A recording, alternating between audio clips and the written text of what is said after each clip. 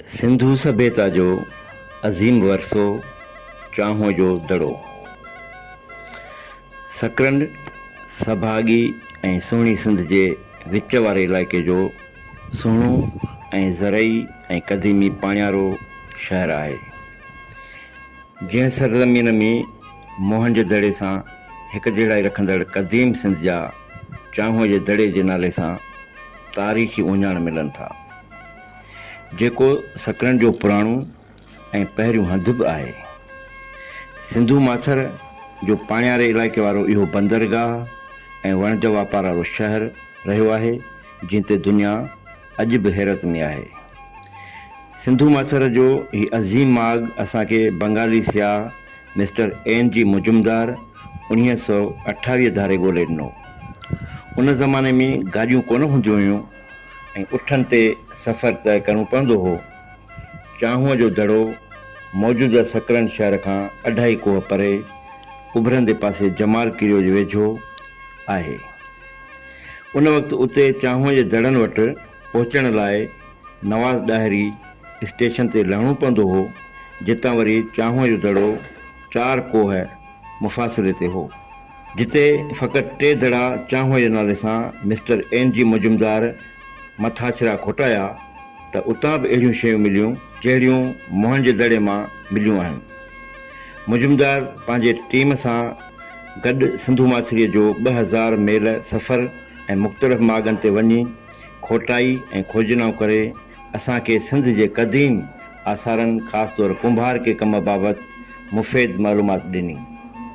संदसि कयल खोटाइनि ऐं खोजनाइनि मां असांखे पतो पवे थो त अॼु खां 5000 साल या उन खां बि अॻु ठाहियल ठिकर जे थांवनि ते थियल चिटसाली महानता जे चोटीअ ते पहुतल हुई। रंग में गेरड़ीअ जो आम इस्तेमालु हूंदो हो। चिटसाली घणो करे धाव मथे कई वेंदी हुई। लीह जो पुछ बि ॾिनो वेंदो हो।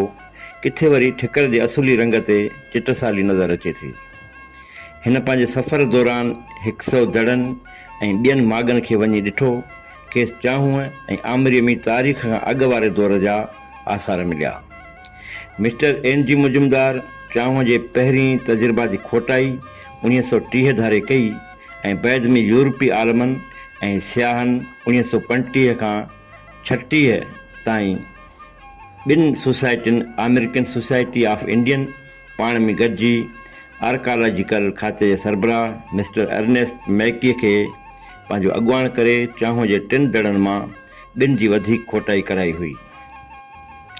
उन वक़्तु माहिरनि खे चांहो जे दड़े मां हिक ॿिए हेठां 4 आबादियुनि जा आसार मिलिया हुआ, जिन मां हेठियुनि 3 आबादियुनि जो वास्तो सिंधु सभ्यता जे शहरी तमदन सां हो, जेका अॼु खां 5000 साल अॻु पंहिंजे उरूज ते हुई, जंहिंजा हिन खां अॻु मोहन जे दड़े ऐं हड़ापा मां निशान मिलिया आहिनि।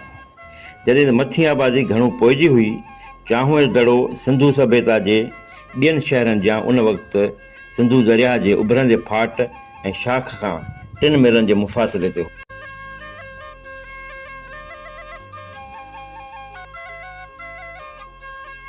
उन करे मुख़्तलिफ़ वक़्तनि ते ॿोॾ अचण करे तबाह ऐं बर्बाद थींदो रहियो। पोइ बि हितां जा रहवासी हिन खे वरी वरी अॾींदा रहिया ऐं आबाद कंदा रहिया। इहो सिलसिलो 3000 क़ब्ल मसीह खां 1500 क़ब्ल मसीह ताईं जारी रहियो। बैदि में जॾहिं तमामु वॾियुनि ॿोॾियुनि हिन शहर खे मुकमिल तौरु तबाह करे छॾियो, त माहिरनि मूजिबि के सदियूं ही अज़ीम शहर माण्हुनि जे नज़र तां लही वियो, जंहिंखां पोइ 1350 क़ब्ल मसीह धारे वरी झकुर कल्चर सां वास्तो रखंदड़नि ॿीहर हिन शहर खे आबाद कयो। उन्हनि दरियाही सतह खां मथा भरी जॻह ॾिसी उते पंहिंजा डेरा ॼमाया। एन.जी. मुजुमदार मथे तह मां झकुर कल्चर जे माण्हुनि जा हथ जा ठहियल बासण हथ कया। झकुर कल्चर जे माण्हुनि जूं रहाइशी जायूं सिंधु सभ्यता जे शहरी तमदन सां वास्तो रखंदड़ दौर खां अलॻि नमूने जूं हुयूं। संदन रहाइशी जायूं घर मुस्ततील क़िस्म जा ऐं फ़र्श कचा ऐं भितियूं आॾियूं उबतियूं मिलियूं हुयूं। उन करे सियाहनि ऐं माहिरनि खे मथे तह जे हेठियनि 3 तहनि सां उन जो कंहिं बि क़िस्म जो वास्तो जोड़णो न पियो। चांहो जो दड़ो 5000 साल अॻु सिंधु माथिरीअ जो वापारी ऐं सनअती मर्कज़ हो। जिते जा ज़ेवर मुल्का मुल्क मशहूरु आहे, जंहिं बाबति मिस्टर के सिंध पंहिंजे किताब हिंदुइज़म में लिखियो आहे। अॼु खां 5000 साल अॻु सिंध जा माण्हू पंहिंजा ज़ेवर सोन चांदी ऐं टामे मां ठाहींदा हुआ ऐं ज़ेवरनि ठाहिण जो सिंध में वॾो मर्कज़ चांहुए जो दड़ो हो, जेको ज़ेवरनि जो शहरु सरबो हो। चांहुए जो खोटाई कंदड़ माहिरनि खे हितां सोन चांदी टामे ऐं सिपीअ ठहियल चूड़ियूं, हार, ताइथ, ॿहरखियूं, बाज़ूबंद, ॾंद खोटड़ियूं, वारनि जूं टाचिड़ियूं ऐं सुरमे विझण जूं सिरायूं हथायूं हुयूं। इन खां सवाइ ठिकर ठहियल कंगण, पकल मिटीअ ठहियल मजसमा, ॿारनि जा रांदीका, जिन में ॾांद गाॾियूं, हिक सिंगा ढगा, धरती माता जा बुत ऐं मुख़्तलिफ़ पखी शामिल आहिनि। वॾे तइदाद मिलिया हुआ। माहिरनि खे चांहुअ मां मुख़्तलिफ़ क़िस्म जूं मोहरूं मिलियूं हुयूं, जिन ते तस्वीरूं ऐं रस्मल ख़त में कुझु लिखियलु हो। हिक मोहर ते 2 माण्हू ॾेखारियल आहिनि, जिन जे हथनि में ढालूं ऐं तीर कमान आहिनि ऐं भरिसां जाबलू बकर बीठल नज़र अचे थो। माहिर चांहुअ मां मिलियल उन मोहर खे बि वधीक अहमियत ॾेई रहिया आहिनि, जिन ते पिपर जे वण जी तस्वीर उकरियल आहे। मोर जहिड़े पखीअ जे चोंब में नांग खयल ॾेखारियल आहे।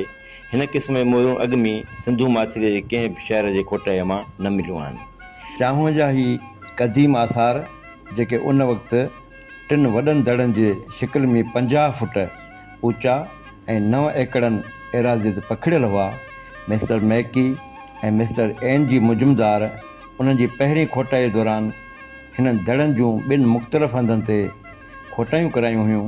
हिकु हंधि 17 फुट ऐं ॿिए हंधि 26 फुट।